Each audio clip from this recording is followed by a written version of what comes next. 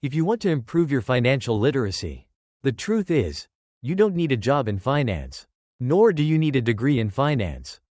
What you really need are a few simple habits that you can consistently stick to. In this video, I'm going to share 8 small, easy habits that you can start today. Most of these will take less than 5 minutes per week, and if you can stay consistent with them, they will help you become significantly more financially intelligent. Let's start with the first habit: understanding the true cost of your time. Take 5 minutes this week to calculate your real hourly rate, because it is often lower than what appears on your paycheck. When I was in my 20s, I earned $60 per year working in gaming. I worked 40 hours per week and took 2 weeks off, meaning I worked about 50 weeks a year.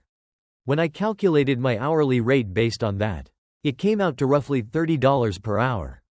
However, I also had a 20-minute commute each way and about 10 minutes of preparation time in the morning, which effectively added an extra hour to my workday. On top of that, $60 was my gross income. After accounting for taxes, my actual hourly rate dropped to about $20.88 per hour. Once you know your real rate, you begin to view your spending differently. That $200 dinner is no longer just $200, it represents 9 to 10 hours of your work. A $40 car could represent an entire year of your life. Successful people understand that time is the only truly limited resource.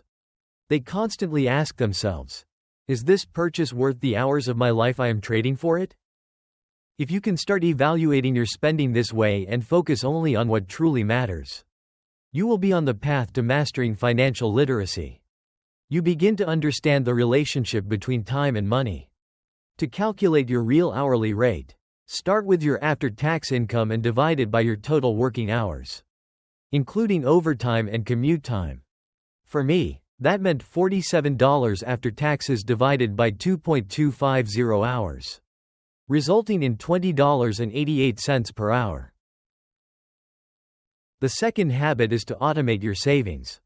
Research consistently shows that people who automate their savings are far more likely to reach their financial goals than those who rely on saving manually. From a psychological perspective, this makes perfect sense. When saving is manual, it depends on willpower. Each time you receive money, you have to decide to set some aside. In reality, most people spend first and only save what's left, if anything remains. Automation completely removes this issue. The idea is simple. As soon as your salary is deposited, a fixed portion is automatically transferred into your savings or investment account. Because this happens instantly, you don't feel like that money was ever available to spend, which reduces the temptation to use it. The best part is that setting this up is quick and easy. It usually takes just 5 to 10 minutes. You can do this through your employer's payroll system or by setting up an automatic transfer in your online banking. For example, I receive my salary once a month on the 21st, and it goes directly into my checking account. All my regular expenses are paid from there, but a portion is automatically transferred into my investment account without any effort from me. As a general rule, try to automate at least 10% of your take-home income. If you can increase that to 15 to 20%, even better, you'll already be ahead of most people. The key takeaway is simple: don't rely on discipline, build a system. Consistency becomes effortless, and that's what leads to long-term financial success. The third habit is a monthly financial check-in. Choose one day each month, whether it's the 15th, the 22nd, or the last day, and stick to it consistently. During this check-in, review all your income and expenses from the previous month. Categorize your spending into 3 groups: needs, 50%; wants, 30%; savings, 20%. This is known as the 50-30-20 rule. For example, if your needs account for 58%, your savings are 15%, and your wants are 26%. It indicates that you are overspending on necessities and under-saving. Some expenses, like rent, are difficult to change immediately, especially if you are in a lease. However, you can look for ways to reduce other costs such as insurance, utilities, groceries, Phone or internet. A simple phone call to your service provider asking for better options can often reduce your bill, even by $10 or $20 per month. Over a year, that adds up significantly. If you live in an expensive city like San Francisco, New York, Seattle, or Miami, your needs may exceed 50%, and that's okay. Just ensure that your savings do not suffer as a result.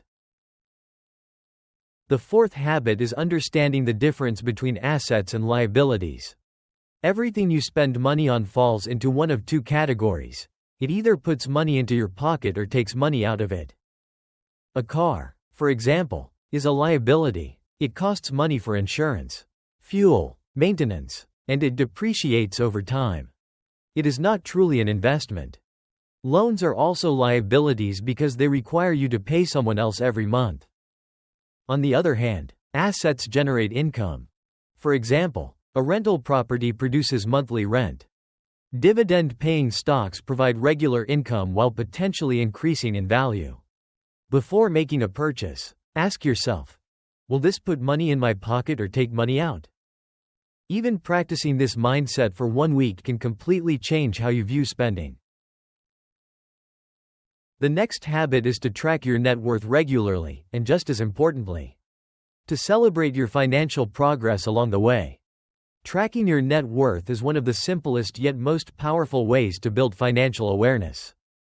Just like tracking your workouts or diet helps you stay consistent, keeping an eye on your finances gives you a clear picture of where you stand and how you're improving over time.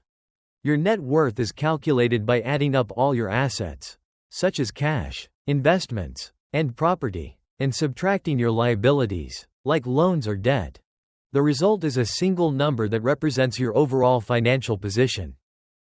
Instead of checking it too frequently, it's often more helpful to track your net worth every quarter. This allows you to focus on long-term progress rather than short-term fluctuations, especially if your investments go up and down with the market. But tracking alone isn't enough. One of the biggest mistakes people make is not recognizing their progress. If your financial journey feels like constant effort without any reward, it becomes easy to lose motivation. That's why it's important to celebrate your wins, no matter how small they may seem.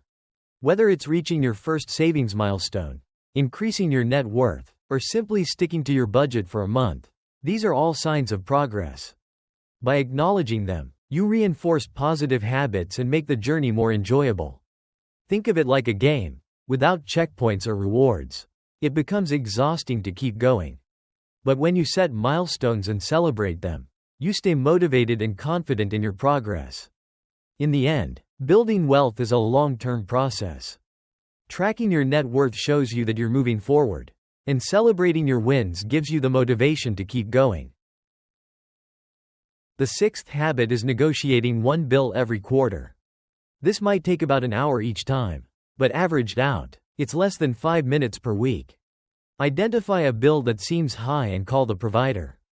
Explain that you are a loyal customer and ask if there are better options or discounts available. Avoid threatening to cancel immediately.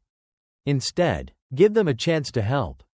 If necessary, call again or ask to speak with the retention department.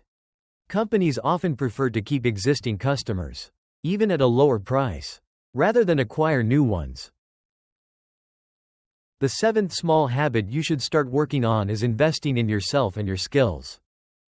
You are your most valuable financial asset, not stocks, not real estate, and not any luxury item you might own. Nothing has a greater impact on your financial future than your ability to earn income.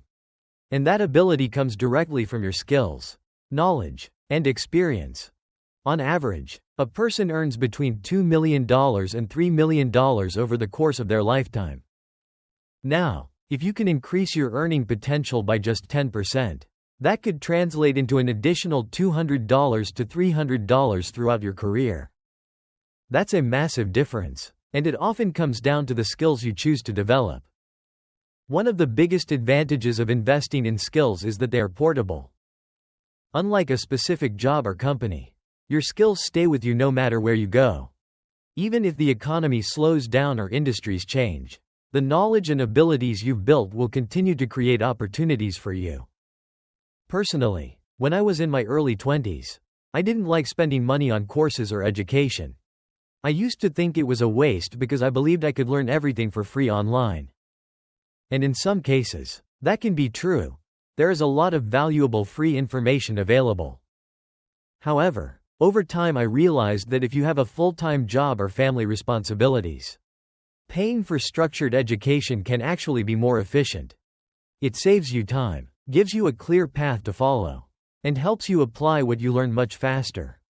So whether it's courses, certifications, or practical training, investing in your skills is one of the highest return decisions you can make.